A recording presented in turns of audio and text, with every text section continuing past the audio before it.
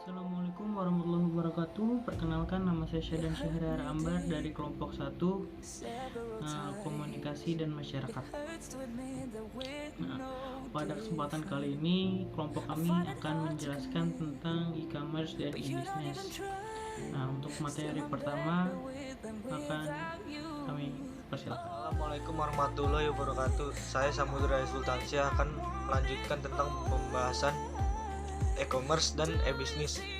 Pengertian elektronik bisnis. Elektronik bisnis adalah kegiatan bisnis yang dilakukan secara otomatis dan semi-otomatis dilakukan dengan menggunakan teknologi elektronik.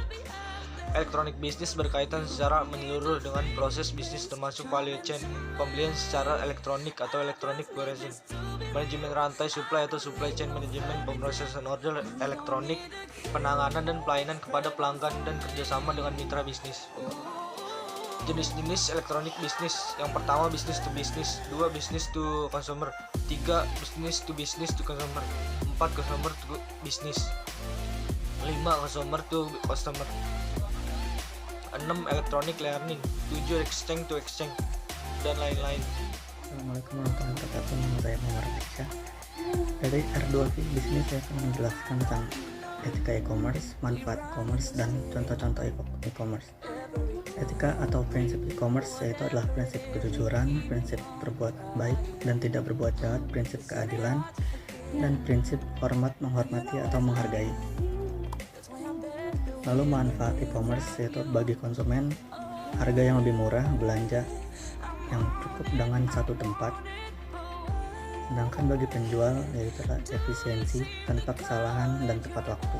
Dan bagi manajemen sendiri adalah peningkatan pendapatan dan loyalitas pelanggan. Contoh-contohnya itu adalah eBay, Bukalapak, Tokopedia, Lazada, Zalora, Blibli, Beneka, Elevania, OLX, dan lain-lain. Sekian. Assalamualaikum warahmatullahi wabarakatuh.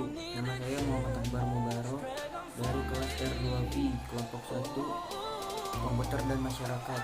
Saya akan membacakan pengertian dan ciri dari e-commerce atau electronic commerce. Electronic commerce kegiatan komersial dengan penyebaran, pembelian, penjualan, pemasaran barang dan jasa melalui sistem elektronik seperti internet atau televisi, www, atau jaringan komputer lainnya.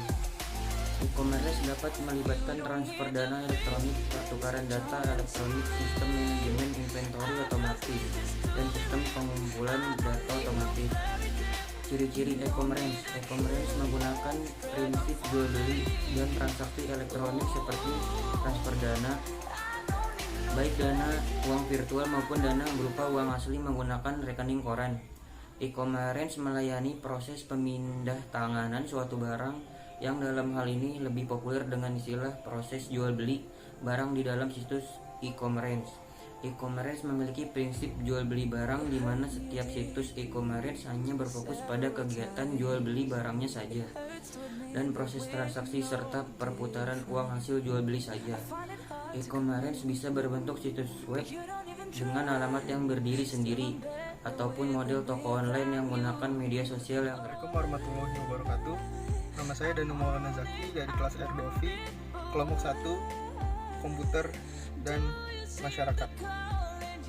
Kali ini saya akan menjelaskan tentang manfaat dan contoh dari e-commerce dan e-business. Ya, yang pertama yaitu manfaatnya. Manfaatnya yaitu memperluas pasar hingga mencakup pasar nasional dan pasar global. Yang kedua, menekan biaya menyusun, memproses, mendistribusikan, menyimpan, dan mengakses informasi berbasis kertas. Yang ketiga, menekan waktu antar pembayaran dan penerimaan produk atau jasa. Yang keempat, meningkatkan produktivitas karyawan melalui rekayasa ulang proses bisnis. Dan yang terakhir yaitu pembeli atau customer dapat dengan mudah melihat barang yang diproduksi perusahaan tersebut melalui internet sehingga tidak repot harus ke tempat hanya untuk melihat barang. Kemudian contohnya itu, contoh pada e-commerce bisa dimasukkan ke dalam e-business karena memiliki struktur tersendiri. Ketika kita melihat keseluruhan sistem dari situs e-commerce tersebut, maka keseluruhan elemen dari situs e-commerce bisa kita masukkan ke dalam bagian e-business. Yang kedua,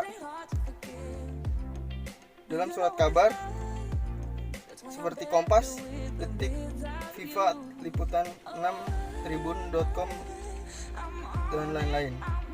Dalam jasa transportasi kita dapat menemukan e-business dalam Traveloka, Pergi-Pergi, Tiket.com, Trivago, dan Gojek. Dalam bank seperti e-banking dan m-banking termasuk di dalamnya. Sekian dari saya. Wassalamualaikum warahmatullahi wabarakatuh. Nah, selanjutnya ada dampak negatif e-business dan e-commerce. Yang pertama itu memungkinkan adanya penipuan. Yang kedua, pencurian informasi yang berharga. Yang ketiga, kehilangan kesempatan bisnis karena gangguan pelayanan. Keempat, penggunaan akses ke sumber oleh pihak yang tidak berwenang, yang tidak berhak.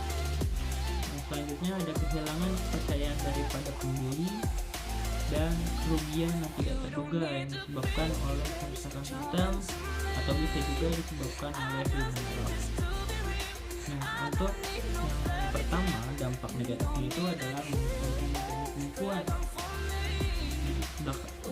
Sering ketemu mungkin banyak dari platform-platform belanja online yang melakukan penipuan. Beberapa tokonya melakukan penipuan.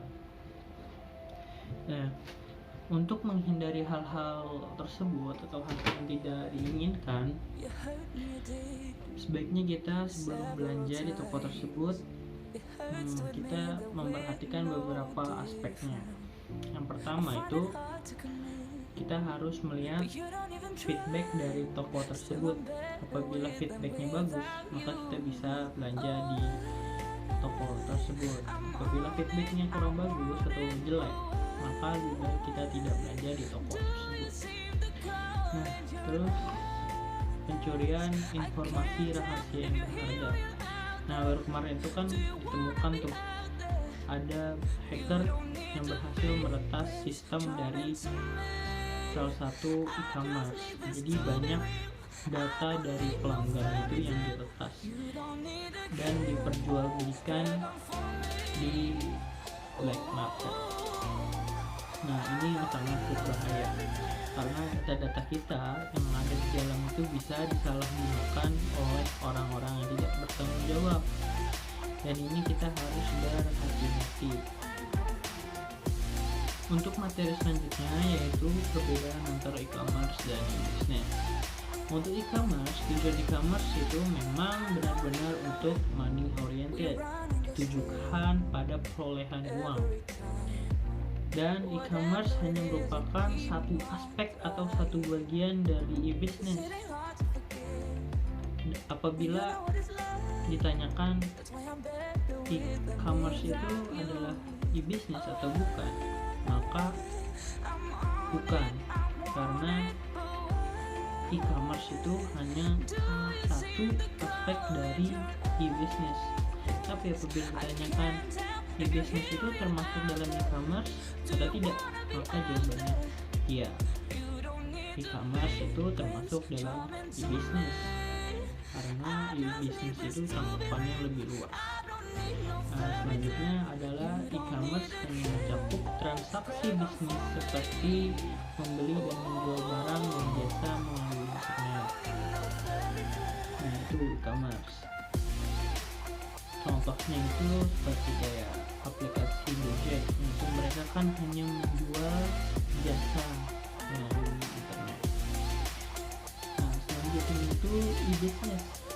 Nah, untuk e-business ini berorientasi pada kepentingan jangka panjang yang sifatnya abstrak seperti kepercayaan konsumen, pelayanan terhadap konsumen, peraturan kerja, relasi antar mitra bisnis, dan penanganan masalah sosial dan sebagainya. Selanjutnya, e-business lebih luas dalam ruang lingkupnya, dan e-business melibatkan pemasaran, perancangan produk, evaluasi layanan konsumen, dan lain-lain. Jadi e-business ini ruang lingkupnya lebih luas dan lebih kompleks deh. Beda dengan e-commerce yang hanya bertujuan pada money oriented atau perolehan uang sementara.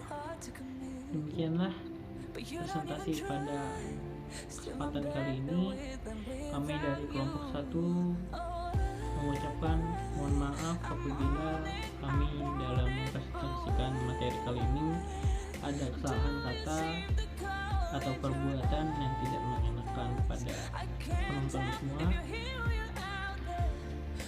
Kurang lebihnya mohon maaf. Wabillahi taufiq wal hidayah. Wassalamualaikum warahmatullahi wabarakatuh. I just need this to be real. I don't need no fairy tale. You don't need a key.